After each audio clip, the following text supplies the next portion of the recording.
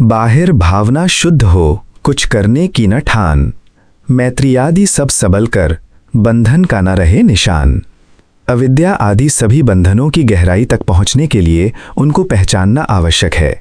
उसी सब ध्यान में विचार जगाने का कर्म या साधना तभी सफलता तक पहुंच पाएगी यदि बाहर संसार की ओर से साधक के मन में चिंता न छा रही हो, अर्थात बाहर से मन चिंता रहित या बेफिक्र हो।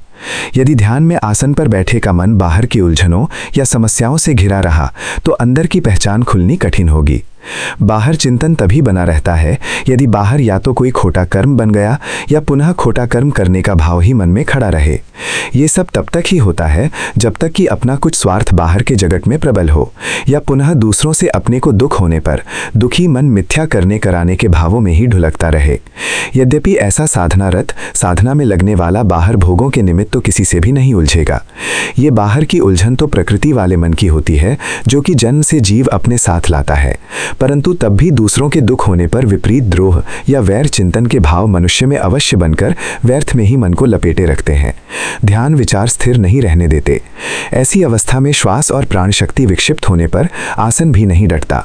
इसी सब ध्यान ज्ञान के मार्ग के विघ्नों को शोधने के लिए ये पद्य सुझाव देता है कि बाहर अर्थात जगत में अपनी भावना को शुद्ध करें, मिथ्या राग या द्वेष, काम या क्रोध के भाव न लदे रहने दें।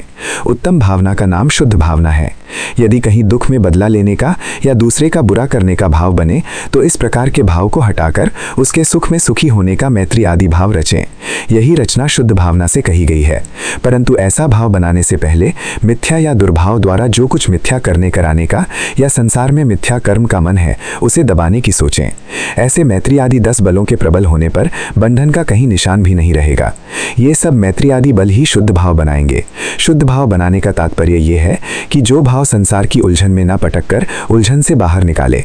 जैसे कि किसी व्यक्ति से अपने को दुख होने पर या किसी द्वारा अपना सुख बिगाड़ने पर वह प्राणी वैरी जैसा लगता है तो ये वैरी दृष्टियां गजर में ही, परंतु इस वैरी समझने के भाव से कोई उस व्यक्ति को दुख पहुंचाने का काम भी करने का मन बन सकता है।